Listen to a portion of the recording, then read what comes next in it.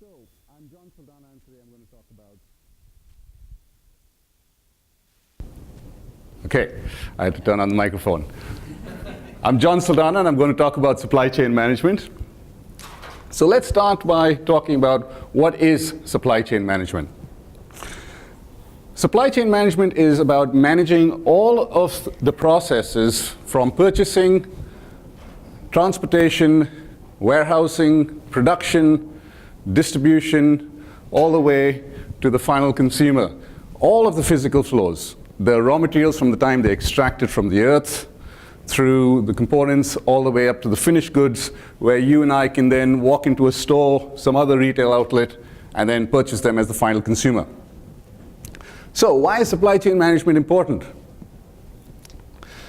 In 2014, just the inventories that were held by businesses added up to about 14% of the US GDP. That's about $2.3 trillion. To finance those inventories, businesses had to pay about $500 billion, which itself is about a 3% spend of the US GDP. Every year, we average about 5% spend on transportation of the GDP. Trucking alone constitutes about 4% of that total spend. So businesses pay attention to supply chain management. Household brands like Campbell's and P&G look at improving their production, look at seeing how they can improve their demand synchronization. And as a result, they realize significant savings in inventory, improvements in the cash flow of tens and hundreds of millions of dollars. So it's no surprise that worldwide brands, iconic brands like Apple, GM, recognize the benefits of a world-class supply chain management program. And they've tapped supply chain leaders like Tim Cook and Mary Barra to lead their organizations, understanding that supply chain management can really lead to a significant competitive advantage. But there is a critical footnote in all of this, and that is the talent gap. A Deloitte survey showed that the demand for supply chain jobs outstrips supply by about 6-to-1.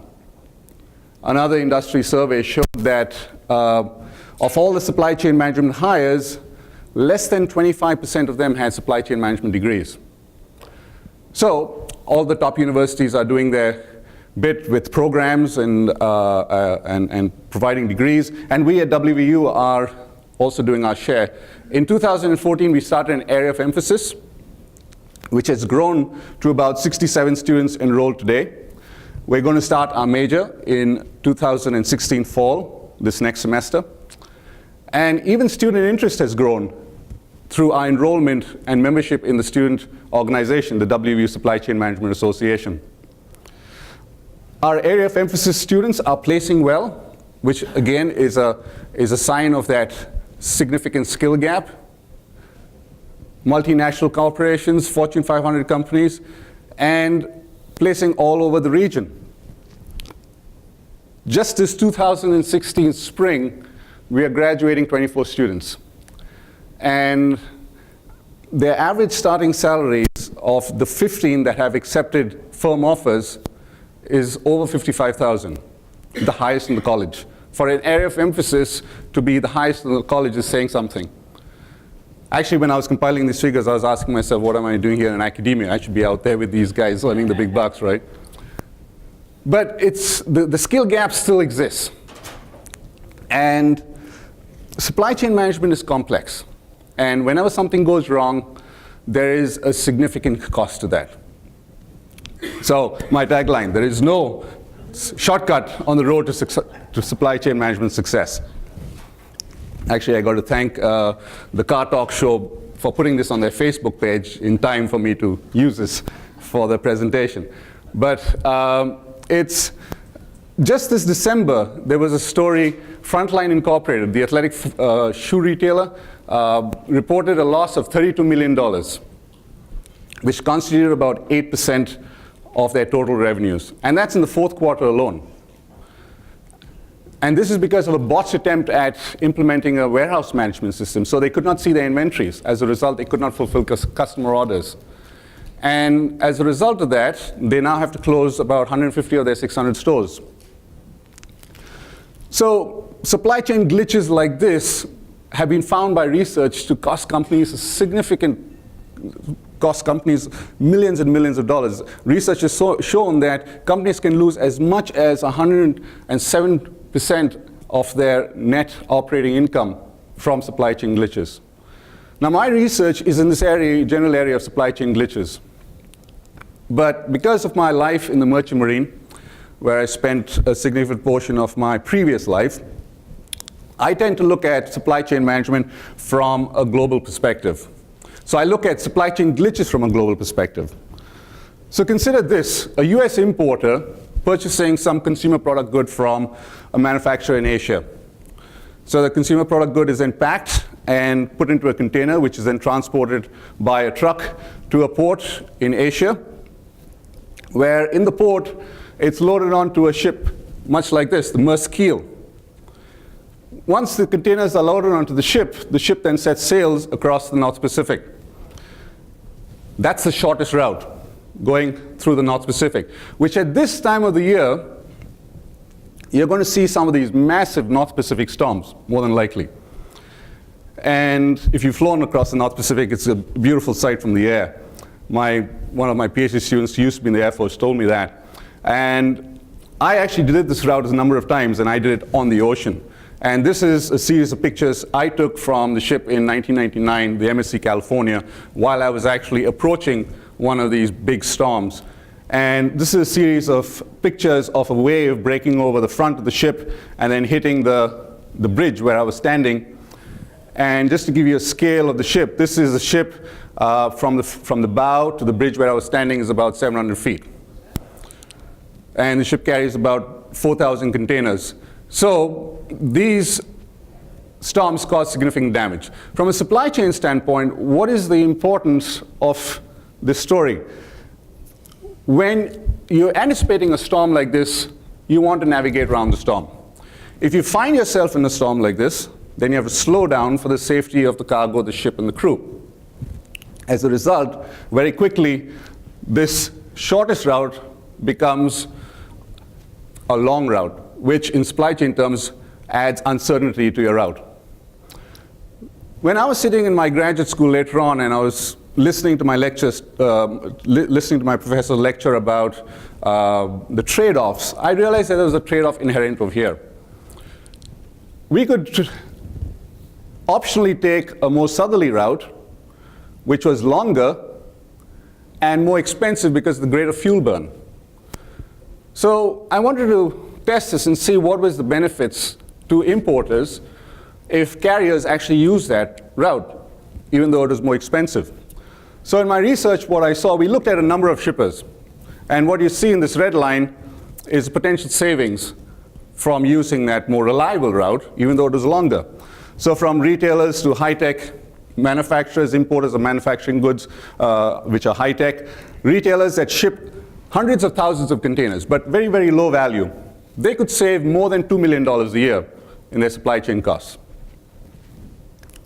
On the other hand, high-tech importers, which would import about tens of thousands of containers a year, but very, very high value, $220,000 a container, they could stand to gain over $4 million a year.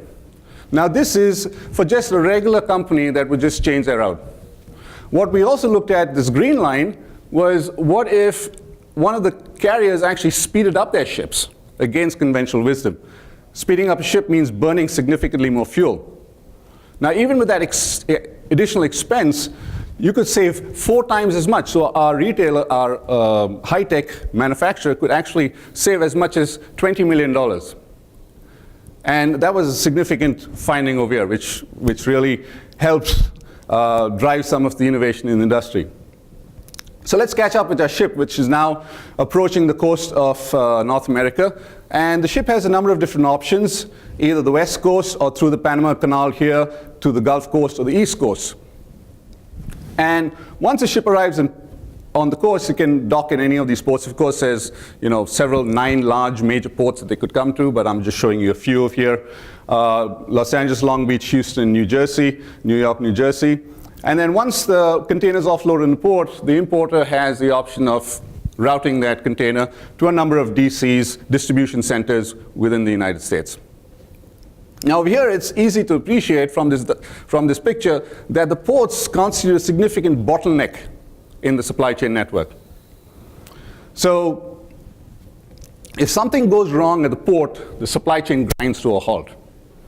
And unfortunately, that has happened quite a lot in the last 10 or 15 years. The port strikes and the port lockouts in 2002 in Los Angeles, Long Beach, a barge spill that closed the port of Houston for 5 days. Hurricanes Katrina in Houston, Hurricane Sandy and Irene in New York, New Jersey closed ports. So unfortunately, these so-called uncommon events are getting more and more common. So we looked at what would happen, how could we develop a strategy where importers could reduce the impact of these so-called uncommon events, high impact events on their supply chain networks. Unsurprisingly, we found that following sound academic advice, they would mathematically optimize their supply chain for maximum efficiency, lowest cost. And if you look at this diagram over here, you'll see that the port markers are actually indicators of how much container throughput. So LA, Long Beach, and New York, New Jersey have got large throughput. LA, Long Beach by far outstrips the nation in terms of throughput of containers. And the routes actually indicate the traffic that's traveling on those routes. So simple economic fundamental principles of supply and demand dictate that the prices you pay for transportation coming into LA, Long Beach, and from LA, Long Beach inland are the cheapest. So you throw those into a model, and what do you get out? Most of your traffic comes through LA, Long Beach into the United States. So this is a typical retailer's network with shipping imports through two ports, LA, Long Beach, and New York, New Jersey. And you'll see from a mathematical model, the red triangles are your distribution centers. Most of the distribution centers are being served by the port of Los Angeles, Long Beach. So in this case, 19 out of 21. So we call this a brittle network because what happens if there is a port shutdown? Your supply chain is starved of all product. So we looked at a very simple logistics rule of thumb. We said, let's start with the distribution centers closest to the other port, in this case, New York, New Jersey, and start transferring one distribution center from being served from LA, Long Beach to the port of New York, New Jersey, and see what happens. Each time we calculated what was the cost for normal operation, that is without a disruption, and then with a disruption to see what the difference was from the best. And we call this the resilient network. So this is a representation of about half of the distribution centers being transferred from one to the other. And in this case, you see that with a disruption, not all of the network is disrupted. But obviously, in this case, since there are two ports, we have to consider what if there's two different events. One port being disrupted, and then at a separate time, the other port being disrupted. And we wanted to see what the cost would be, whether this would actually make any sense. So this is the results of one of our experiments. This is for a retailer with about a $1.5 billion supply chain network cost. And this is for both Los Angeles as well as New York being closed at two different times. And that's actually happened. In 2015, we had the hurricane that closed the port of New York, and we had a port strike, a clerk's port strike, where they closed Los Angeles for about 4 or 5 days. So here on the left-hand side, the scale tells us how much is our new resilient network more expensive or less expensive than our best network, both when there is a disruption, both without a disruption for normal operations, and then when there's a disruption. So here on the left, let's start with this. The green is for 25% more resilient network, where we've moved about a quarter of the distribution centers from one port to the other. And the 50% more resilient network is where we've taken half of the distribution centers and we distributed them evenly between the two. So here is the cost that we are paying for the more resilient network, which is about less than 1%. So we are paying less than 1% for greater resiliency. We are paying for the half and half case, we are paying about 6% more. So that's how much we're paying. But on the other hand, for just a 2-day disruption, which is a very likely event, we're saving about 9% in costs for the 25% more resilient network. But we are saving a whopping 37% for the 50% more resilient network. And this is when there's a disruption at both places. So this represents about $145 million in savings for a simple 6% increase or $11 million increase in your cost. Now, this is all very interesting. However, this really doesn't provide any actionable information to a manager, because a manager wants to know this 11% investment every year that I'm making in the more resilient network, or 11 million, when is it going to pay off in the $145 million? And when am I going to get that? What is the net present value of that investment? So I'm not a real options expert, but I'm working with my colleagues who are real options experts to study how we can create strategies that actually help managers create actionable plans to implement such a resilient network strategy. But now I want to step back a little bit and revisit this notion of supply chain glitches.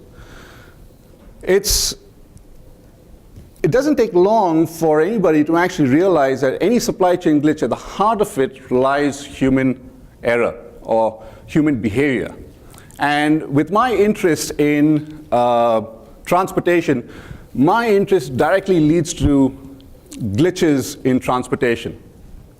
So truckers trying to fit their trucks underneath overpasses and things like that. But in order to even get further, we stepped back and looked at an even bigger question and said, how can organizations in general get employees to align their behavior with organizational objectives? So staying within the transportation industry, trucking, as I said, 4% of the GDP, it's a $685 billion industry. But even more interesting is, if you think about truck drivers, they're doing their job outside direct managerial supervision. There's nobody actually observing what they're doing. So we started with that, and we said that would be interesting to study. How do we get truck drivers to actually, or how do we get managers to get truck drivers to align their behavior with organizational objectives?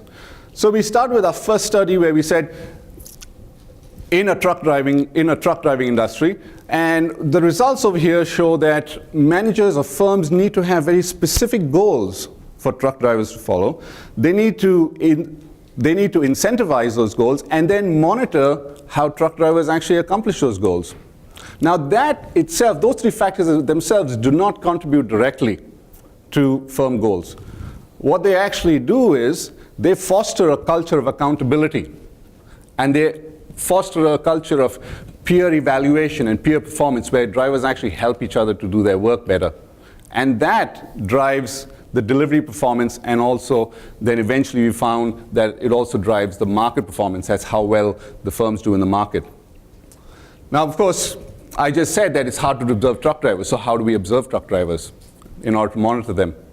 So the idea is, today we have technology that can actually do that. We can actually put cameras in the cab. We can use satellite GPS tracking, and we can observe how truck drivers drive their trucks. But there's a lot of controversy around that. So we wanted to look at that and see if there's any benefits. What we found was, when you do actually use electronic monitoring, you actually have to write very specific formal rules and work procedures in order for drivers, so that drivers know what's expected of them. Otherwise, they are left to guess and make up what they're supposed to do. More than going beyond that, you can actually also see that those firms that use electronic monitoring only for penalizing drivers, those firms actually do badly, because drivers then react to that monitoring, the big brother watching syndrome. But on the other hand, if you use electronic monitoring to actually provide feedback to drivers to help them do their job better, that actually drives performance beyond all the other firms, higher than all the other firms combined. So that is, this area of research of mine is continuing in the realm of safety, because that's another critical objective of the trucking industry. Now I want to actually shift and look at supply chain management research in West Virginia. I'm actually excited about the opportunity of doing research with my colleagues like Professor Sam Zizi, who's going to be presenting later on, who's addressing questions like Dr. Clay Marsh raised about the health and well-being of West Virginians. Because I see supply chain management as a critical component in that. And that critical component is local food systems. Local food production has a dual benefit of actually helping the state in diversifying its economy, while also producing food that can be distributed efficiently, local and healthy food, to West Virginian consumers and beyond. Local food systems also have been demonstrated as having the significant wealth generation potential of, when you're supporting your local producers, you're putting more money in the pockets of West Virginians. So I see supply chain as helping this effort in a number of different ways. The first way is structuring supply chain networks, local food networks, in a way that can improve those efficiencies by connecting diverse, very disparate and geographically separated producers of all sizes. And oh dear.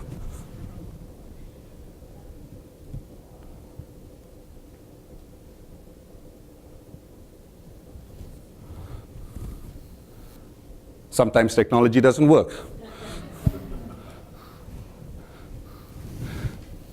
So while this comes on, supply chain, my supply chain research can help in tying together those producers in a way that creates efficient networks for distribution. Also in looking at mechanisms that can help these diverse and disparate and geographically distributed producers collaborate in ways to generate the scale that is necessary for them to compete effectively. Also in helping to synchronize the supply with the demand with consumers where the consumers are. Also exploiting emerging technologies like the Internet of Things to create responsive networks, to get the products to the consumers where the consumers want it, in the assortment that the consumers want it, and with the other criteria that consumers require, such as the freshness or the packaging of the product. And then with this technology, the big data that is gathered from this technology can be leveraged in a way to squeeze those extra efficiencies and the effectiveness to improve the supply chain to the point where we can actually make this feasible.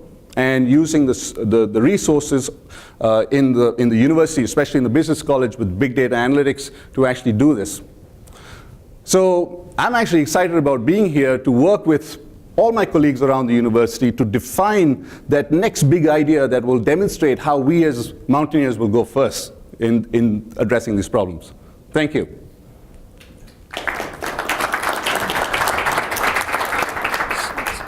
Questions? So John, do you believe that you can, through optimizing the supply chain, that we could actually make quality food affordable for some of these poorer parts of West Virginia? Absolutely. So in my last job, I was part of a food innovation center at the institution, and this was a cross-university initiative where I worked with entomologists, agricultural scientists, political scientists, economists. We started with a seed grant that we worked in Cleveland to create community food gardens that I eventually left that. There was an NSF grant that I had to leave because I came here. But what has happened now is 23 or 25% of all of the food that is being distributed to or being consumed in the food programs in Cleveland Public Schools is coming from those community food gardens. And most of the food is being produced in Huff, which is, if you know Cleveland, is one of the poorest parts of Cleveland. I think it's in the it's in the lowest 99th percentile for health and for income and for all kinds of other crime and several of those indicators. So it was very successful as all kinds of there's all kinds of programs around the country that are doing this. There's a guy in Milwaukee that has used the revenue from his food programs not only for the health and benefit of the community, but also the gentrification of the community, actually pouring it into improving flower gardens and putting new lights into the community. So that's actually helped to improve the entire face of the community. So of course there's all these examples, but what I believe is missing is this ability. So I know I don't want to take too much of the firepower out of my colleague's presentation, but I know that one of the problems is the accessibility. So are consumers not eating healthy because they don't know it's healthy or because they don't have access to the food? So we have this notion of food deserts. That's a distribution problem. In some areas we have excess food. I know in my household fruit goes to waste. We have to throw it out or put it in the compost. But there is a direct, I know there was a Rockefeller grant that was talking about food, and over there was a statistic that we have enough food to feed more than twice or three times of the world's population. It's just that it's not distributed well. And that is where matching that supply and demand is a supply chain problem. Yes, sir. John, two questions. First, in terms of the graduates that you have going out, I guess under the area of focus that you currently have, what are the types of roles that they're actually filling that are getting the 55,000? Oh yeah, and 55,000 is the average. So the maximum goes up to 80,000. So that's. And then the second part is in terms of the program itself. Could you talk a little bit about what actually is in the program? Oh, absolutely. I'd be happy to do that.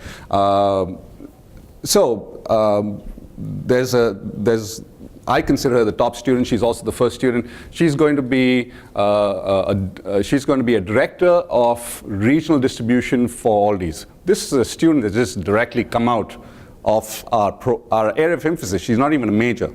So she's going to be a regional director of distribution. And under what she's going to have to manage a couple of distribution centers, so 2 teams of distribution. She's going to have to manage transportation to those distribution centers and to the stores. So, really massive, responsibilities. Last year we had a student go to Amazon, and he came back to my class and he described how he was, in his first day on the job, there were 6 of them. They pulled up the trash bins, turned them over. There was a trash bin with a wooden plank, and then papers over there. How do we construct this warehouse? How do we construct this distribution center? Just outside DC. All right. So he was part of that project. Okay. Amazon is opening close to 300 fulfillment centers around the country. He was responsible for. He was part of the team responsible for setting up the distribution center, the fulfillment center outside DC, for fulfilling that whole area of DC, Maryland, and Virginia. So those are kinds of roles. Other roles, working as sales associates for trucking companies, manufacturing jobs as assistant plant supervisor, so they're working shifts in plants. Then brokerage is another big position. Then we had a young man go out to Lockheed. Not Lockheed Martin, Northrop Grumman, where he was doing parts procurement. He was working on parts procurement. Another young lady is going out to PepsiCo, to the corporate, which is extremely hard to get into. She's going to Chicago, to their headquarters, and she's going to be a supply chain management trainee, where she's going to go through all the functions of PepsiCo, and before she finds a place where she's probably going to be a manager and then a general manager there. Okay. And then in terms of our program, right now we have a very diluted supply chain management, and we did this deliberately because from there we wanted to sort of grow all the areas. So we have all students taking a core class where they get all of the different functions of supply chain. As I said, purchasing, transportation, operations, distribution. And then I teach a class which specifically focuses on distribution only. So we call that logistics and distribution. So it's all about distribution. Then my colleague teaches a class only on procurement. Now, because we don't have somebody who talks specifically to operations, he, within procurement, deals with operations, the production part. And then I teach a class in supply chain analytics where they get blasted with everything analytical, from demand forecasting to mathematical optimization. We don't do simulation as much because we don't have the time, to supply chain network design. So we do all of that. And then they do a class, it's sort of a capstone class where they do a project, a simulation project. Last year we did, in my class, we did a real project where we worked with a quick service retailer, quick service food retailer, to actually manage their demand planning. Yes. Sorry, sir. There was a question back there also. Now I'll come back to you. Apologize for coming in late. No, not at all. Do you have any demonstration projects in West Virginia? Since the university is represented in every county already, have you established any demonstration projects among or between adjacent counties? No, we haven't. Right now, my focus has been mainly on growing the program from the area of emphasis to the major. And you're talking about the food systems specifically, I would really need to work with my colleagues in agriculture and extension and healthcare. We haven't done that. That's a vision for my research, and I really hope to be getting to that in the next year or so to make those connections. I've been here only 18 months, so I'm hoping to get to that point. Yes, I'll come back to you after this gentleman asks this question. Thank you.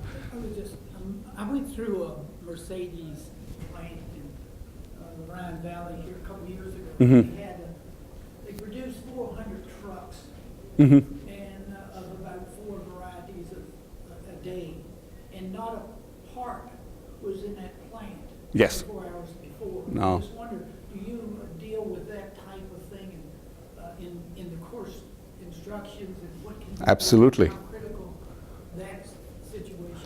And that's not unique to Mercedes. That's used by almost all automobile manufacturers and a lot of other high-tech manufacturers, where parts come just in time to be then transferred directly from their packaging onto the assembly line.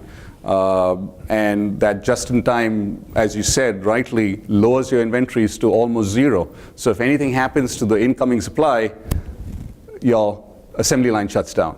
So it's a critical synchronous dance in the supply chain that all of the supply chain partners have to do. And in our program, we talk about that in the core classes. In fact, on Tuesday, my students are going to watch a production video where they will be looking at Volvo and they'll be looking at Coca-Cola. So 2 different types of production systems. Fast-moving, continuous flow production for Coca-Cola, and then Volvo, which is just what you described, the just-in-time. And we talk about lean production systems. We talk about the TPS, the Toyota Production System technology, or their process, and their Kanban system and Six Sigma. So like I said, once we have the major in place from fall 2016 onwards, and hopefully if we are able to recruit somebody to teach the production part, that whole part will be one module within a production operations course that will be taught semester long. So right now we are addressing it, but we're not teaching students the nitty-gritty of how to actually set that up. Okay. Yes, sir. Simple question, but you came from Penn State, I mean, you were trained there. Yes, sir. Educated. Who are our competitors in this space? Since obviously West Virginia is new into this space. Okay, excellent question. I love to answer this because so I got my degree at Penn State. I went to Ohio State, which is also, Ohio State is where the term supply chain management was ranked, was actually coined.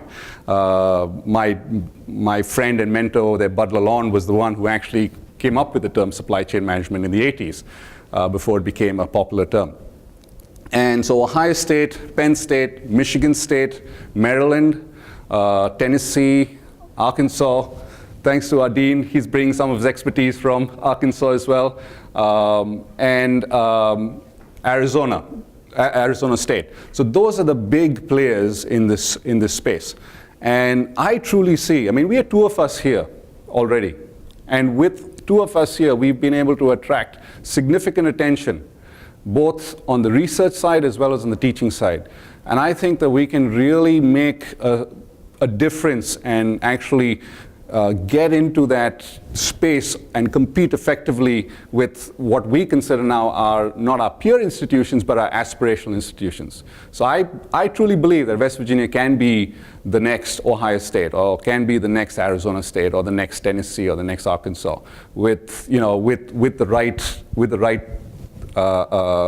building blocks in place. Sort of a follow-up to that. Yes. I would assume that in Arkansas, Walmart had something to do with helping get off the ground. Absolutely. Who would help Ohio State? How does that happen? The history at Ohio State was that it was a marketing department. And it happened over a period of 15 or 20 years. Bud Lalonde happened to be a marketing professor who had a deep love for logistics and distribution. So he was the one who started the journal that is today considered to be the premier journal in the area. And so it was his vision that actually drove both the industry, the academic profession, as well as the department at Ohio State. And there was no one person that actually supported it. So I was surprised when I went to Ohio State to learn that Les Wexner was not a big part of that program. He didn't help, in a big way. It was really a lot of the marketing folk, and also the smaller retailers like the Gap, Big Lots, some of the spin-offs from the Limited that actually supported in some small way. Then of course Excel was a big partner over there, right downtown, not downtown, but right next to Columbus and Westerville. And over the years, Columbus has become this distribution hub, and that is really what's fueled their growth. So it was not one real champion like at Arkansas. And I feel at WVU we are in a similar situation. We don't have one champion, at least I don't know. We hope, we'd love to have a single champion, but at the same time I think we can serve a number of different industries, because supply chain management is not exclusive only to retail or manufacturing. It's also there in service. I mean, we have healthcare supply chains. We have a huge hospital. We have this healthcare issue that we're dealing with not only in the state but in the region. We can be part of those solutions of driving that. So we don't need to have restrictions to just one industry. We can serve a number of different industries, I believe. One more question? Go ahead. All right, we had one more question here. Oh, I was just gonna, it's geography then that drove Columbus to be the leader in that, not Sure. one individual company or something like that. But today, from an academic standpoint, isn't it just a matter of how do you keep up with the technology and computers and all that controls logistics? I mean, that's the biggest thing. So how do you keep up with that and make sure you're ahead, not teaching last year's technology? That's an excellent point, and that's where I think I personally love technology, and that personal interest of mine. For example, I'm using technology right now to do the presentation. That personal interest has always led me to seek what is the next frontier in supply chain management. So for example, Internet of Things is something that I believe is going to be a seismic shift in supply chain management in the future, because now we'll be able to sense demand while it's happening. And that's sort of the holy grail, because even point of sales is not real demand. Point of sales is, this is what I've bought. Real demand is, I've gone to the shelf and I found something is not there, so I'm going to take something else. Or I've gone to the shelf, found something's not there, so I'm going to not buy anything in the shop, because now I'm going to go to another shop and I'm going to buy everything over there. What is shopping about? It's about convenience. It's about speed. It's also about, it's mainly about utility, the cost utility. So technology can actually drive that. And this whole synchronization process starts with the customer in mind. And then we have to manage all of these other processes to synchronize to that.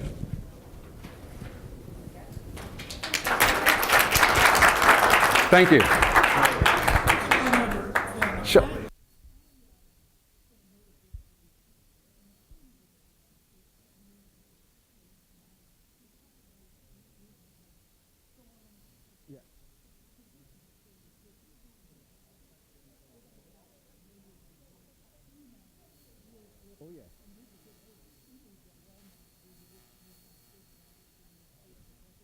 Yes, yeah.